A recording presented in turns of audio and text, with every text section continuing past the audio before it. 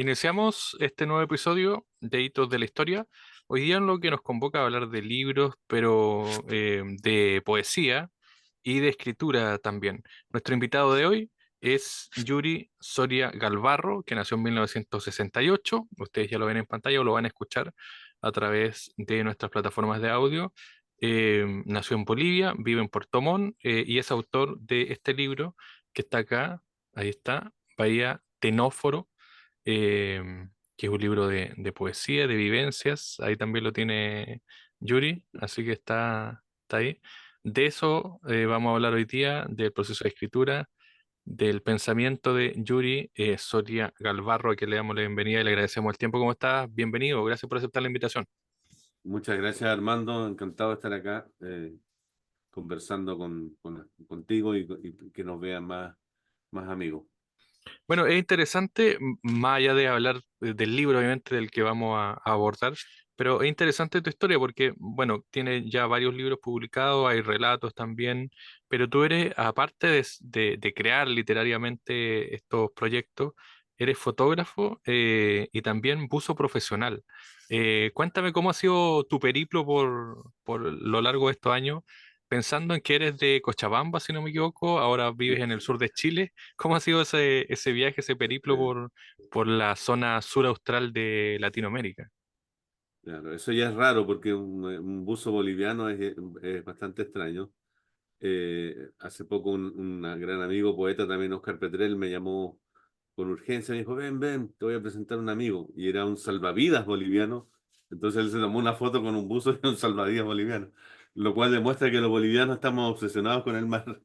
Bueno, yo llegué de pequeño a Chile, en realidad de 7 años, y he hecho casi toda mi vida acá, aunque siempre he estado ligado a Bolivia, por familia, por viajes, por una historia que de alguna forma quedó inconclusa ya. Y sí, claro, la vida es larga, uno puede hacer varias cosas. Yo he sido buzo profesional, digo he sido porque en realidad hoy día no estoy trabajando directamente en buceo, pero durante muchos años fui socio de una empresa de buceo y trabajamos y nos metíamos al agua y andamos todo el día buceando y llegaba el fin de semana y nos íbamos a bucear deportivamente. Entonces era como una obsesión importante. Hoy día sí ejerzo de fotógrafo de naturaleza. Me gusta mucho hacer fotografías de aves. He viajado a Colombia, he viajado a Ecuador, a Bolivia, Argentina. Me ha tocado, por suerte, recorrer varios lugares donde he podido colectar una buena cantidad de pájaros de colores, que son los que uno, dicen los amigos que uno tiene en la cabeza, que tiene la cabeza llena de pájaros. Bueno, en mi caso también la retina, porque ando fotografiando. Así que sí, han sido varias cosas, pero te insisto, uno vive hartos años y puede hacer varios temas. Además, soy biólogo marino de profesión. eh, También he sido músico en algún rato, con todo el respeto que me merecen los amigos músicos. He participado en un par de proyectos musicales.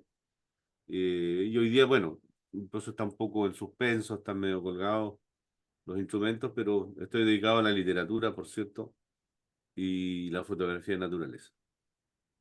Es interesante descubrir a Yuri Soria Galvarro, no solamente como nos ha contado por su historia, sino también por la escritura, que es interesante además porque uno ve el nombre de los libros o ve parte de su trayectoria literaria. ¿Cuánto ha influido tu trabajo como biólogo marino, como fotógrafo o tu trabajo también directamente relacionado con el mar, con tu proceso de escritura? Porque me imagino que no es solamente ir imaginando, ir traspasando las vivencias, sino también que hay un leitmotiv, como dicen algunos, a veces traspasarlo a la escritura. ¿Cuánto hay de tu vivencia personal y de tu trabajo relacionado con el mar, con el agua en este caso, para hacer un proceso de escritura de poesía o de relato? Sí, bueno, uno escribe, hay un refrito de la vivencia y de la ficción, digamos, sin demasiados límites. Uno pierde cuando es escritor o narrador, sobre todo. Hay una especie de línea que separa la ficción de la realidad que uno la empieza a sobrepasar reiteradamente. Eso igual trae algunos problemas en la vida diaria, pero más allá de eso, indudablemente uno puede escribir de cualquier cosa. Lo importante es que se consiga verosimilitud literaria, que no es la verdad, digamos, porque uno sabe que es ficción. Yo escribo ficción, hay un pacto con el lector sabe que lo que le voy a contar es mentira, pero tiene que estar bien contado, tiene que parecer verdad, y eso se llama verosimilitud, y eso se consigue hablando de temas que uno conoce. Flaubert estudiaba de temas a veces que tocaba tangencialmente en sus novelas, que tocó tangencialmente en sus novelas, y estudiaba por años ciertos temas. Entonces, claro, uno hoy día tiene internet, puede más fácilmente acceder a información, pero también sirve mucho lo que uno conoce, que en forma consciente, no sé, yo escribí una novela de un fotógrafo de naturaleza, mis relatos están varios y las novelas nimbadas por el mar, por esta experiencia, que uno recurre porque la tiene cerca, porque escribe de esas cosas que más o menos conoce. También he escrito de otras cosas que no conoce. En esa misma novela del fotógrafo, por ejemplo, que se llama El perseguidor de la luz, hay un capítulo completo que sucede en Sudáfrica y otro capítulo importante que sucede en Barcelona. Lugares donde yo nunca he estado, digamos, pero que funcionan muy bien. Sí, he estado en España, digamos, pero en otras partes, en Gijón, en Madrid. Pero han funcionado bien porque un par de amigos, buenos escritores, me han dicho, oye, yo no sabía que tú vivías, habías vivido en Sudáfrica o en España, y les decía, no, no, no. Gracias a Google Earth, pude recorrer las calles y a conversaciones con amigos que sí estuvieron allá. Bueno, entonces, lo que uno conoce de manera consciente se imposta en la literatura, pero también de manera inconsciente. Ahí aflora las imágenes, cuando uno sobre todo escribe poesía, de repente piensa en la evocación del mar que a tantos poetas ha inspirado, pero también es un lugar común del cual hay que también arrancar, digamos. Entonces, es como medio una mezcla entre conciencia e inconsciencia. La biología marina, mi experiencia con el mar, que son de los Calanes Australes, donde he navegado por muchos años, por distintos trabajos, y también la fotografía de naturaleza que me hace mirar cascadas, paisajes, cerros, y esa es como deformación del fotógrafo que ya no empieza a ver todo como una película, sino como cuadros sueltos. Yo creo que todo eso influye en lo que uno escribe. Estamos conversando con Yuri Solía Galvarro, que es autor de este libro, Bahía Tenóforo, que es del 2024, de hecho. Em, y es que es un libro de poemas, ¿ah? Hay que decirlo para que la gente lo tenga claro. Leo acá, por ejemplo, página 13, El rescate de la palabra, día 23, Paso tortuoso. Sobreviviremos a los recodos del gargal, el viento alevoso y la mutación del hielo en el ventisquero. Como el ciprés o el sueño del cahuéscar, sobreviviremos cada noche por la seguridad de tener algo pendiente, una deuda con el mar, un amor de marinero ciego, como el albatros errante que no toca tierra en 2 años, que solo ve ballenas, hielo y el mar del sur del mundo. ¿Y cuánto de esa vivencia? Porque este es un libro, como dice, es una invitación a embarcarnos también contigo, un viaje introspectivo. ¿Cuánto te llevó escribir el libro? ¿Cuánto, por dónde anduviste también? Porque es una bitácora poética, este libro. ¿Y en qué momento decides también hacer poesía desde tu realidad, desde el sur de Chile?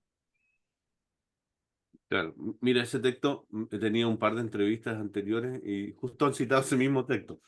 No sé por qué razón, pero eh, mira, yo me defino como un narrador que escribió un libro de poesía.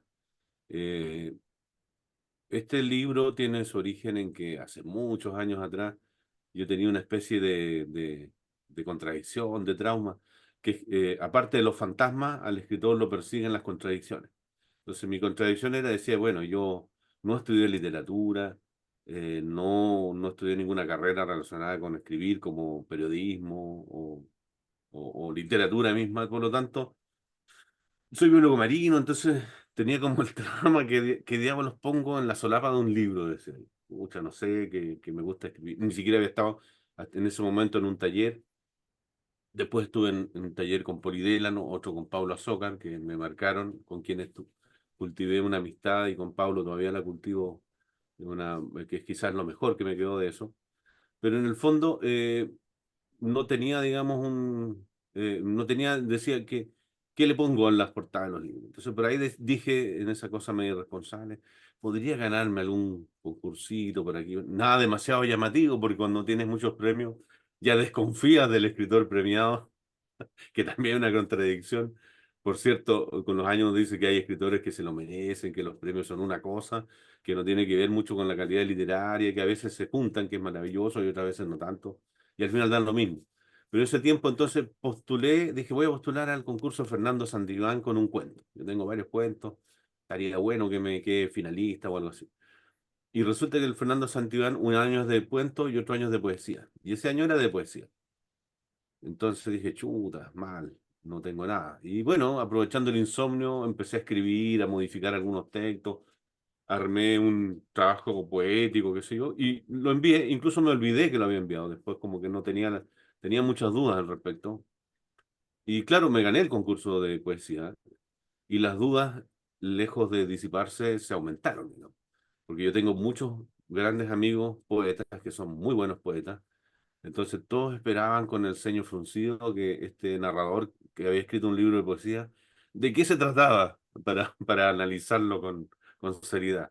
Entonces, como que me dio vergüenza, y eso fue hace como 15 años atrás, y no publiqué nada, más allá de una pequeña publicación que hizo la Municipalidad de Valdivia, que es la que organiza ese encuentro, la Corporación Cultural de Valdivia, no publiqué ese trabajo. Entonces todos mis amigos quedaron con cuello y no apareció el trabajo de poesía hasta 15 años después, que el texto ya es otro, tiene otro nombre, de hecho se cambió de nombre, ahora se llama Bahía Tenóforo, tiene muchos textos adicionales y 15 años de revisiones, por ahí cada tanto no he pescado.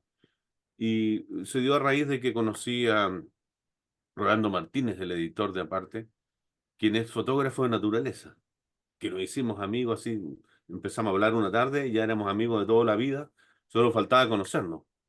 Y por ahí, después que salimos a sacar fotos de aves acá en el sur, le comenté que tenía un libro de poesía. Y me dijo, lo publicamos entonces, pero pucha, no, al menos léelo, no, tengo dudas al respecto.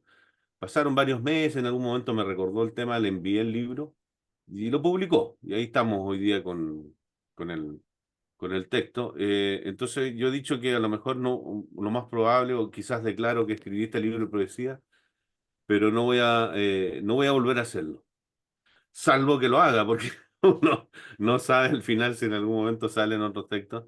Pero ese es el origen, digamos. Yo más bien escribo textos narrativos, cuentos y novelas. Tengo varios trabajos que ya vienen, una novela y un libro de cuentos que están más o menos listos, más un par de novelas y varios volúmenes de cuentos que se han publicado en México, en Bolivia, en Chile, qué sé yo, en otras partes.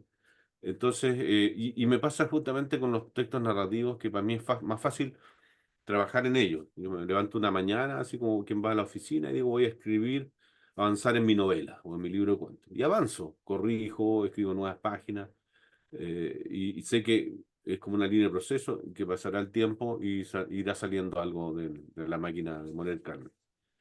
Pero con la poesía no me pasa eso. La poesía como que llega sola. A veces intento invocarla, pero no siempre tiene buenos resultados. Y de repente llega esta cosa como medio poética.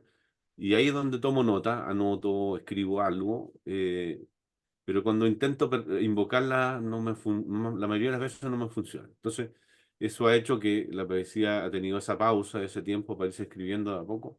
Por cierto, es que después que escribo un esbozo de poema, una idea, también estoy, en este caso estuve 15 años corrigiendo un libro. Entonces, em, pero eso me sucede, que la poesía como que tiene sus tiempos. Quizás tiene que ver porque yo soy más narrador y me considero narrador, y a lo mejor si realmente dijera soy poeta y me pusiera a escribir poesía todos los días, algo saldría. Pero en mi caso como que ha sido así. El ritmo de la poesía lo ha impuesto la propia poesía. Y bueno, está este libro que es igual que un poco como la poesía que escriben los narradores, ¿ya? Que es algo figurativo, tiene un poco más, quizás algunas historias detrás, algo que se va entendiendo, tiene una estructura. Sin embargo, puedo decir en mi defensa que muchos poetas iniciáticos son más bien pirotécnicos, un poco más despegados, pero con los años como que también van confluyendo a contar una historia. Entonces, bueno, o algo, un esbozo de historia, algo que está como bien detrás, escondido del poema. Bueno, como sea, como te digo, salió un poco por casualidad y aquí estamos empujándolo, como todos los libros. y muy contento y agradecido de que Editorial Aparte publicara este libro. Estamos conversando con Yuri Soria Galvarro, que es autor de Bahía Tenóforo. Hay muchos textos relacionados justamente con el sur de Chile y a veces la gente que vive en otros lugares o que vive en otros puntos del mundo eh, mira extrañado cuando alguien escribe sobre el sur de Chile por la incidencia que tiene en su escritura, es decir, la relación que hay entre escritor, paisaje o ciudad, campo, etcétera. Tú en la página 10, que se llama Migración, tiene el título, dice, ¿de qué están hechos los delgados pétalos que nadie verá? Como si no fuesen suficientes los chispazos de luz en la retina o los jirones desmembrados en el sueño. Em, y después salta, bueno, los bares están llenos de gente que quiere ser salvada, los bares están llenos de gente que nadie salvará. ¿Será todo tan triste en el fondo del volcán, sobre la espuma de las nubes y en el grito congelado del pitío? La congoja avanza, sube como el degüello de los corvos, eterna como la vergüenza de sus aceros y tus ojos no alcanzan tus manos de pan dulce. Llueve mientras tanto, la pena avanza. Y es el día 13 de hecho, anclado en Bahía Desolación. ¿Cómo construir poesía, a propósito de este texto, teniendo en cuenta también que ya el paisaje te evoca cosas o la vivencia te evoca cosas, y no transformarlo solamente en algo poético, como tú le decías, algo más pirotécnico, construido para que suene O, bien o- o tu- o o algo escrito, turístico, o más claro, bien, claro, algo que, hacia... que transforme Sí, poesía mira, en de por sí, por paisaje. ejemplo, la geografía de estos lugares, ya la toponimia, ya llama a ensoñación. Por ejemplo, eso que hablas tú, Paso Tortuoso, Bahía Desolación, Puerto del Hambre, lugares ya de por sí, nombres desolados. Bahía Inútil, que está ahí en Tierra del Fuego, que es una tremenda bahía que en realidad no sirve de nada porque no te puedes proteger en ninguna parte del viento despiadado en esa zona. Por lo tanto, claro, uno parte de esa toponimia y ya te genera un imaginario. Por lo demás, el paisaje es absolutamente rotundo, avasallador, más grande y más fuerte de lo que uno pueda pensar. Yo siempre cito y recuerdo las instrucciones para llorar de Julio Cortázar, donde dice que cómo debe llorar, describe, y dice, si es que usted acaso quiere llorar, dirija la mirada hacia un pollito lleno de hormigas, algo así, o a esos golfos de Tierra del Fuego donde no entra nadie nunca. Entonces, esas imágenes son grotescas. Ahí en Magallanes hay lugares donde efectivamente no hay nadie. Incluso las fotografías pierden la capacidad de relatar lo magnífico y gigante de ese paisaje. De repente uno saca una foto de un cerro que es absolutamente increíble, la foto se achica y parece un cerro más chico y unas caíditas de agua. Se pierde la referencia. A veces es bueno tomar una foto así con una lanchita al lado o una persona para que se vea lo absolutamente inconmensurable de esos lugares. Y claro, todo eso en sí ya tiene una poesía, ya tiene algo de ensoñación, algo que llama a la aventura, que atrae, que encanta. Pero claro, uno también puede intentar de repente describir esas sensaciones o parte de eso con palabras, o usarlo como telón de fondo para escribir un texto. Porque como te decía, a veces te sale como medio en forma automática. Cuando uno dice mar, te imaginas ese mar. Cuando dice una cascada, como recién nombré, hay en Magallanes algunos viajes donde ves cientos de cascadas, cientos, porque hay muchas una tras otra, amén de que están descongelándose los hielos eternos. Entonces, al final es parte de los elementos que uno utiliza y que en algún caso son conscientes y otras veces medio insoslayables de incorporar en los textos. No es fácil, digamos, porque también se ha hablado mucho, se piensa mucho que un escritor del sur tiene que andar con un chaleco de lana, con botas de goma y escribir de estos paisajes eternos. Y yo me sacaba un poco el karma porque, bueno, también he escrito cuentos que suceden o textos que suceden en otros países, en ambientes urbanos, historias de ciencia ficción, pero de la misma manera no me preocupa demasiado eso de que se supone que uno tiene que escribir de estas cosas del sur, y me salen en forma natural, digamos, no las busco demasiado.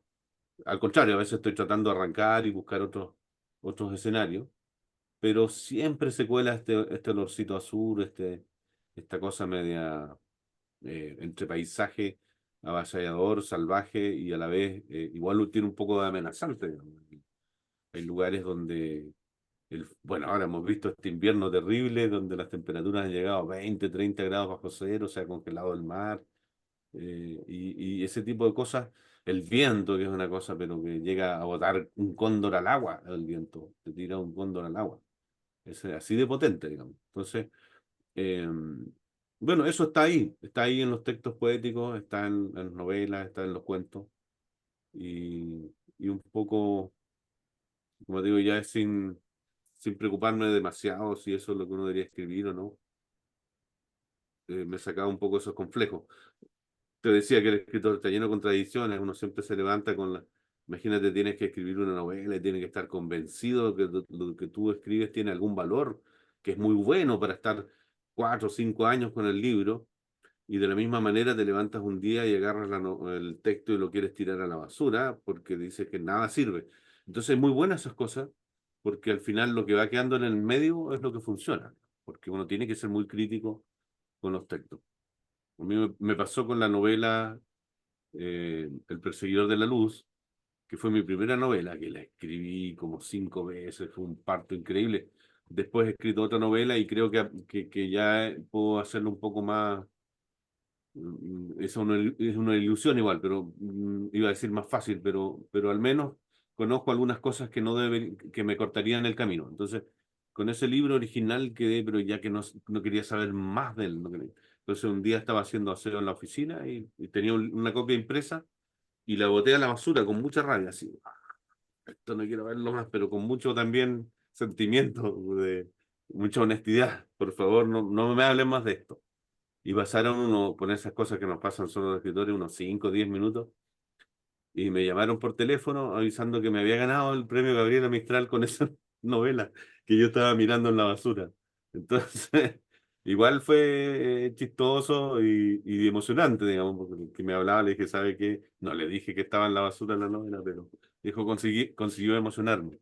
Entonces, está esa dualidad, uno tiene esas contradicciones que son, finalmente, uno trabaja con ellas, todo sirve, digamos, ese ímpetu para escribir y también un ímpetu para corregir, una mano de hierro para borrar, para no enamorarse de una frase que de repente es muy bonita, le pones por acá, le pones por allá y no funciona, dices la modifico y si no funciona, la borra y ahí el problema se arregla. Y ese tipo de cosas son claves para avanzar. Yuri Soria Galvarro es autor de este libro, Bahía Tenóforo. Pueden buscar también lo otro, como lo decía Yuri, hay más libros, es decir, este es de 2024, es un libro de poesía, pero también él ha escrito mucho más. Hay novela, como decía también está El Perseguidor de la Luz, que es de 2019, El Cóndor en el Agua, 2021, y el libro Objeto Bestiario de Suralia, con ilustraciones de Marcelo Paredes, 2022. Yuri, por último, siempre le preguntamos a los autores que son de regiones o a los autores que han ido haciendo una carrera independiente, por así decirlo, buscando editorial, buscando los recursos. En tu caso, ¿cómo ha sido también ir posicionándote, ir escribiendo, que te vayan, por ejemplo, imprimiendo o vayan difundiendo tus obras? Desde el sur de Chile, ¿cómo se hace eso también pensando en que hay mucha gente joven que quizás quiere hacer algún camino o quiere publicar lo que tiene ahí guardado? Hay muchas novelas que me imagino que pueden estar en el computador, en el velador guardadas y que en algún caso quieren ser publicadas. ¿Cómo ha sido tu periplo, por así decirlo, para ir publicando, para ir también postulando a premios y difundiendo tu obra? Mira, yo creo que lo fundamental es escribir. ¿Ah? A mí siempre me preguntan algunos, gente joven, y me dicen, eh, le preguntaron una vez a Fuguet, decían que su hijo era escritor y él dijo, ¿y qué falló? Sí, claro. Y en mi caso digo, dedíquese a otra cosa más rentable, por favor, no, hay muchos escritores. En el entendido de que una persona que quiere escribir va a terminar escribiendo igual. ¿Ya? Y hay que incluso tirar un poquito de desincentivos para que cueste el camino, porque al final, en el fondo se trata de eso, escribir con mucha honestidad, con mucho trabajo, con mucho oficio, con muchos años, con muchísimas lecturas. Hay gente que dice que no, que yo no leo nada porque la poesía viene sola. Eso es un cuento, digamos, no, se nota, digamos, cuando alguien no lee lo necesario. Hay que leer en forma obsesiva y corregir y escribir de la misma manera. La obsesión y la obsesión. Eso lo dijo una vez Alejandra Costamagna, que eran las recetas, las tres cosas para escribir. La obsesión y la obsesión. Entonces, en el fondo uno tiene que finalmente trabajar y escribir los libros y eh, los libros van encontrando su camino editorial. Es difícil, por cierto. Yo formo parte de un colectivo que se llama Pueblos Abandonados, que nosotros somos todos escritores de provincia y nos mueve un resentimiento además hacia Santiago. Con mucho cariño, lo digo porque tengo un montón de amigos de Santiago y nos reímos del tema, pero es muy difícil, digamos, trabajar de esta provincia buscando editores, buscando publicar.